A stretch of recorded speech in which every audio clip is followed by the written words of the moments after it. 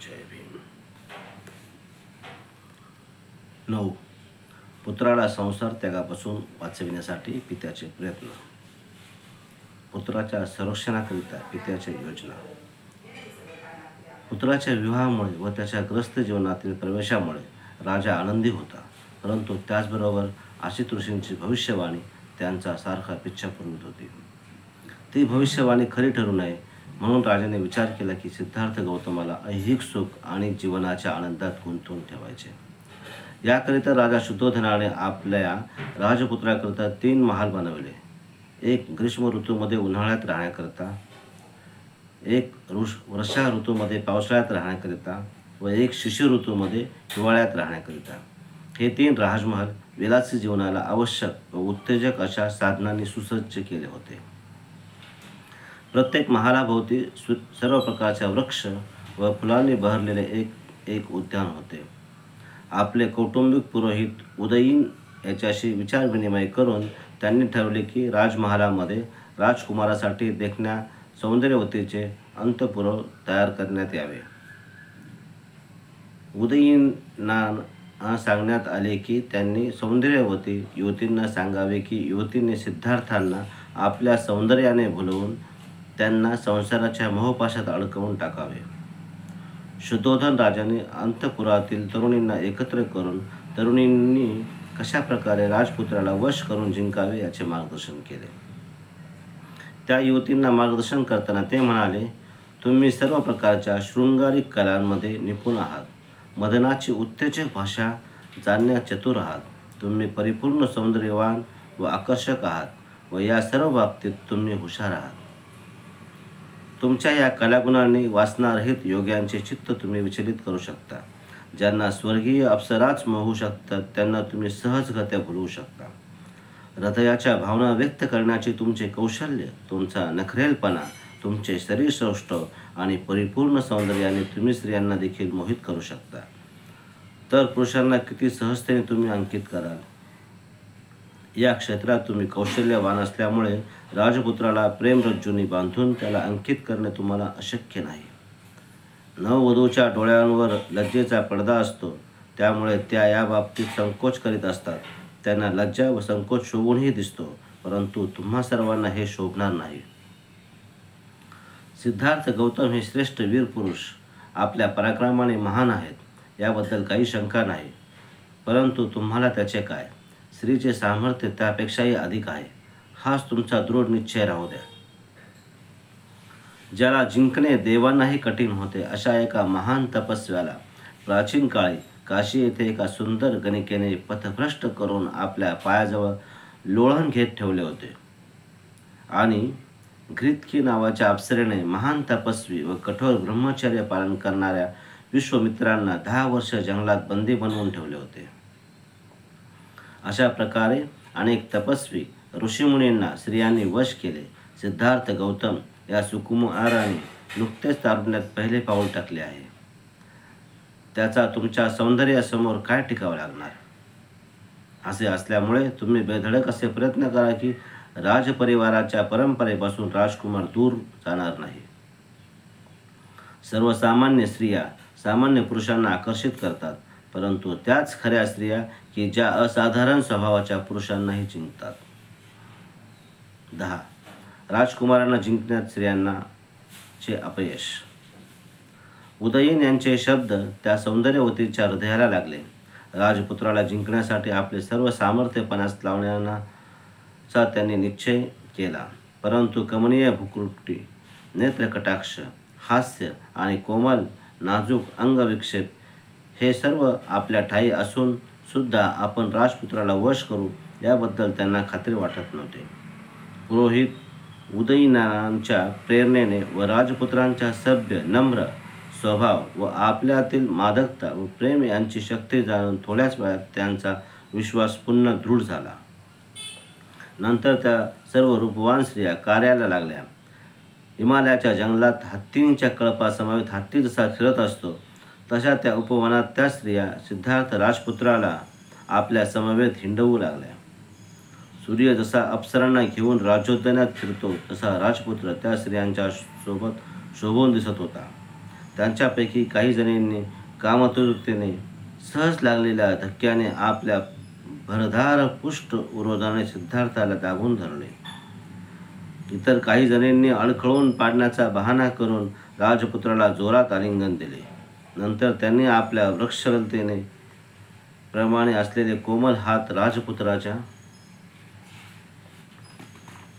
खांद्यावर लोंबकळत सोडून आपला भार त्याच्यावर टाकला. काही जणी आपले सुरागंध रक्तवर्णीय ओठ असलेले सुंदर मुखाने राजपुत्राच्या कानात कुजबुजल्या, माझ्या मनीचे कुपित ऐकावे बरे.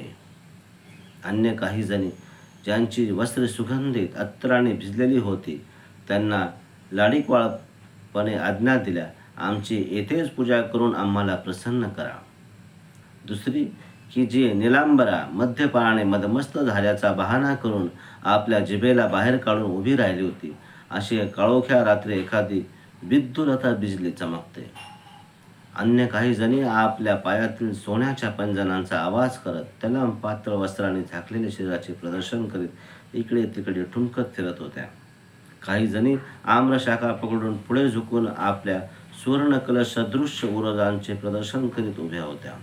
काही जणी पद्म सरोवरातून आल्या होत्या. त्यांच्या हाती पद्मकमळ होते. त्या पद्मकमला नयनानी पद्मकमल देवताप्रमाणे पद्मकमलमुखी राजकुमाराजवळ उभ्या होत्या. एक दोघी एक कामुक अभिनयासह मधुर गीत गाऊ लागल्या, ज्यामुळे तो संयमित राजपुत्र कामोत्सुक होईल. त्याच्या नेत्रकटाक्षाने त्या जण विचारत होत्या, तुम्ही कोणत्या ब्रह्मात आहात महाराज. तर दुसरी आपल्या उजळलेल्या चेहऱ्यांवर भुकटची कमान पूर्ण ताणून वीरपुरुषाची नक्कल करीत होती. एक दुसरी युवती उत्फुल्ल उरोज असलेली व तिचे कानातील कर्णफुले वाऱ्याने डुलत होती. जोरात हसली व म्हणाली, महाराज मला पकडून दाखवा बरे. अन्य काही जणींनी राजपुत्राला फुलमालांनी बांधण्याचे प्रयत्न केले. अन्य काही जणी राजपुत्राला मधुर पण हत्तीला टोचणाऱ्या अंकुशाप्रमाणे कठोर शब्दांनी घायाळ करू लागल्या. एकीने राजपुत्राला बोलविण्याकरिता एका आम्रवृक्षाची फांदी पकडून एका हाताने एक फूल दाखवले व प्रश्न विचारला, हे फूल कोणाचे आहे. दुसरी एक पुरुषी हावभाव करून सिद्धार्थाला म्हणाली, तुला आत्ता स्त्रियाने जिंकले आहे, आता जा आणि पृथ्वीला जिंक. दुसरी एक नीलकमलांचा सुगंध घेत उत्तेजित अवस्थेत डोळे मिचकावीत काहीशा अस्पष्ट शब्दात राजपुत्राला उद्देशून म्हणाली, स्वामी मधु सुगंधी पुष्पाने आच्छादित आम्रफळ पहा. सुवर्ण पिंजऱ्यात बंदिस्त असल्याप्रमाणे कोकिळ येथे गात आहे. इकडे या आणि या अशोक वृक्षाला पहा, जो प्रेमी जनांचा शोकवर्धक आहे आणि येथे मधमाशा कामाग्नीने दुग्ध होऊन गुंजराव करीत आहेत. या आणि पहा, या तिलक वृक्षाला आम्रतल्लतिकेने आलिंगन दिले आहे, जसे एखादी हळदीची ओटी लावलेली पीतवस्त्रधारिणी शुभ्र वस्त्र परिधान केलेल्या पुरुषास बिलगते. रक्तचंदन रसासारखा तेजस्वी आणि टवटवीत फुललेला क्रुवक वृक्ष पहा, रमणींच्या लाल रंगाच्या नखासमोर फिक्का पडून झुकला आहे. या तरुण अशोक वृक्षाकडे पहा, याच्या नवनवीन फांद्या चोहोबाजूने फैलावल्या आहेत. असे वाटते की आमच्या हाताच्या सौंदर्याने लज्जित होऊन उभा आहे. या सरोवराच्या काठावर सिंधूवर कुंज उगवले आहे, जणू तलम शुभ्र वस्त्रांकित सुंदर रमणी पोहडलेली आहे. स्त्री जातीचे सामर्थ्य पहा, पाण्यात एक चक्रवाकी पुढे पुढे जात आहे व तिचा प्रियकर चक्रवाक पक्षी एखाद्या दासाप्रमाणे तिचे मागे मागे जात आहे. मदन मस्त कोकिळ गात आहे व कोकिळा त्याला स्वरलापातून प्रतिसाद देत आहे. किती छान झाले असते जर का वसंत ऋतूत पक्ष्यांमध्ये निर्माण होणारा प्रेम उन्माद काही अंशी तुमच्यात निर्माण झाला असता आणि तुम्ही स्वतःला बुद्धिमान मानून त्याच्यात नेहमी मग्न राहिला नसता. अशा प्रमाणे प्रेमकामसक्त स्त्रियांनी राजकुमाराविरुद्ध सर्व प्रकारची युद्धनीती वापरली. इतके आक्रमण झाली तरी तो संयमी न हसला ना प्रसन्न अथवा प्रमोदित झाला. त्यांच्या वास्तविक अवस्था पाहून राजपुत्र स्थिर एकाग्र चित्ताने विचार करू लागला. या स्त्रियांमध्ये कोणत्या गोष्टीची उणीव आहे की जे हे पाहू शकत नाही की हे तारुण्य यौवन चंचल आहे, वार्धक्य संपूर्ण सौंदर्याचा नाश करणार आहे. अशा प्रकारे सौंदर्यवतीकडून प्रेमानुयुगाचे चक्र अनेक महिने व अनेक वर्ष चालू राहिले, परंतु त्यामधून काहीही निष्पन्न झाले नाही. 11. महामंत्र्यांकडून राजपुत्राची समजूत. महामंत्री उदयीन समजून चुकले की त्या सौंदर्यवती असफल झाल्या आहेत व राजपुत्राला त्यांच्याविषयी कोणतेही आकर्षण नाही. राजनीती तज्ज्ञ उदयीनीने ठरवले की ते स्वतः राजपुत्रासोबत बोलतील. राजकुमारास एकांतात भेटून उदयीन म्हणाले, आपला एक अनुरूप मित्र म्हणून महाराजांनी ज्या अर्थी माझी नेमणूक केली आहे त्या अर्थी मनापासून मैत्रीपूर्ण 2 गोष्टी मी आपल्याबरोबर बोलू इच्छितो. कोणत्याही अहितकारक कार्यापासून वाचविणे, हितकारक कार्यामध्ये सहभाग व संकटसमयी साथ न सोडणे ही खऱ्या मित्राची 3 लक्षणे आहेत. जर का मित्रत्वाची घोषणा केली असेल तर पुरुषार्थ करून मी जर का तुम्हाला समजावले नाही तर मी मैत्री धर्मापासून दूर गेलो असे होईल.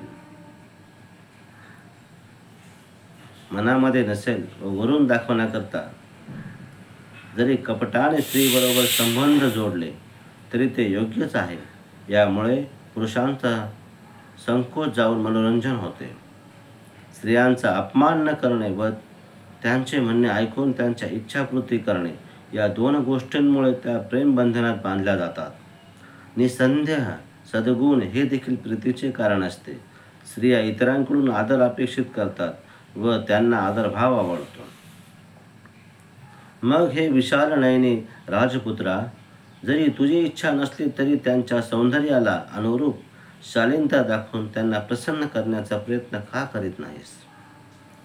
सौजन्य शालीनता हा स्त्रियांचा उपचार आहे, त्यांचा अलंकार आहे. सौजन्याशिवाय सौंदर्य हे पुष्पविहीन उद्यानासारखे आहे. परंतु फक्त सौजन्याचा काय उपयोग? त्यासोबत हृदयाच्या भावनेची तोड असली पाहिजे.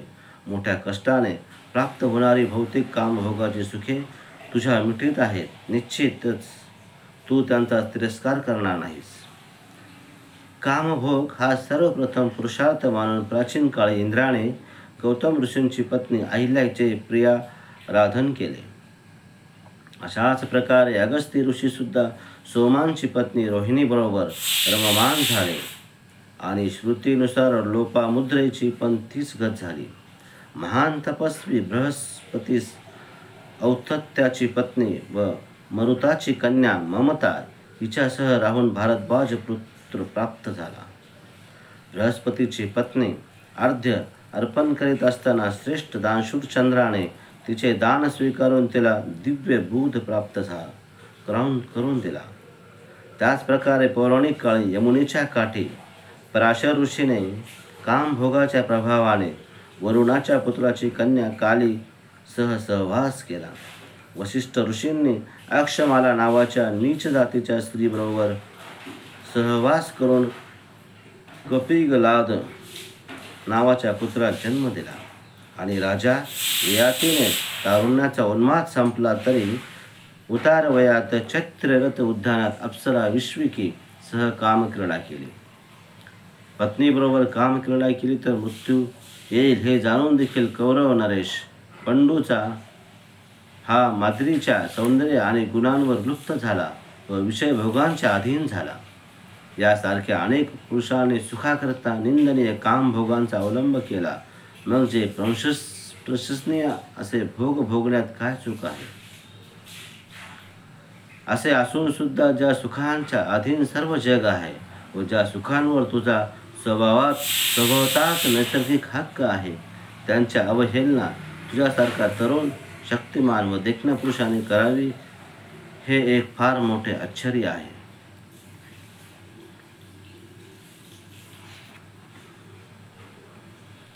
12.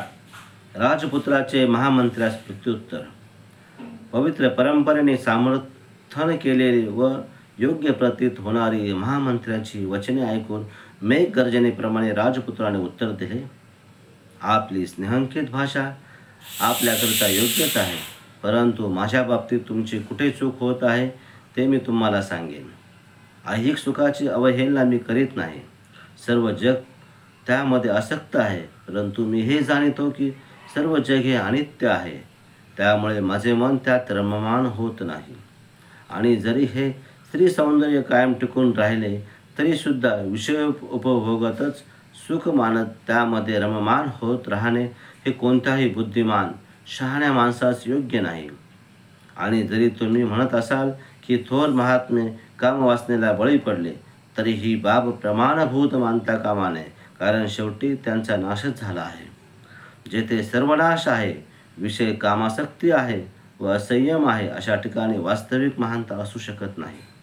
आणि आपण म्हणता की वर करणे स्त्रियांशी प्रेम केले पाहिजे, तेव्हा ते प्रेम वर करणे सौजन्यपूर्वक असले तरीसुद्धा मला त्यात अजिबात रस नाही. स्त्रीच्या इच्छेनुसार होकार अनुवर्तन देखील मला प्रिय नाही. जर का संयोग सहवास मनापासून स्वभावता नैसर्गिक नसेल तर त्या संयोगाचा धिक्कार असो.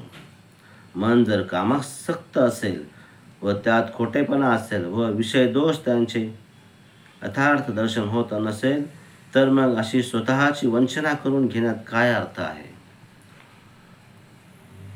आणि जर कामवासनेने आसक्त स्त्री पुरुष एक दुसऱ्याला फसवत असतील, तर ते पुरुष आणि स्त्रिया एकमेकांकडे पाहण्यास अयोग्य आहेत असे होत नाही का. जर का अशा गोष्टी असतील तर मला खात्री आहे की कामभोगाच्या कुमार्गावर आपण मला घेऊन जाणार नाही. राजपुत्राच्या सुनिश्चित दृढ संकल्पाने उदयीन निरुत्तर झाले. त्यांनी सर्व वृत्तांत राजास जाऊन कथन केला. जेव्हा शुद्धोधनाला हे कळले की त्यांचा पुत्र सांसारिक कामभोगाविषयी सर्वथा विमुख आहे, तेव्हा त्यांना संपूर्ण रात्रभर चिंतेमुळे झोप लागली नाही. जसे एखाद्या हत्तीच्या हृदयात बाण लागतो व त्यास वेदना होतात, तशा वेदना शुद्धोधन राजांना होत होत्या. सिद्धार्थाला सांसारिक विषयात अभिमुख कसे करावे व संसार त्यागाच्या विषयाकडून त्यांना कसे प्रवृत्त करता येईल, या बाबतीत आपल्या मंत्रिमंडळासोबत पुष्कळ वेळा त्यांनी विचारविनिमय केला. ज्या उपाययोजनांमध्ये ते असफल झाले, त्या योजनांव्यतिरिक्त त्यांना इतर कोणत्याही गोष्टी सुचल्या नाहीत. ज्यांच्या पुष्पमाला व अलंकार व्यर्थ सिद्ध झाले, ज्यांचे कामुक हावभाव व आकर्षण कौशल्य निष्प्रयोजन सिद्ध झाले व ज्यांच्या हृदयात सखोल प्रेमरती भाव लपलेले होते, त्या सर्व तरुण युवतींना निरोप देण्यात आला व अंतःपुर विसर्जित करण्यात आले. नमो बुद्धाय. जय भीम.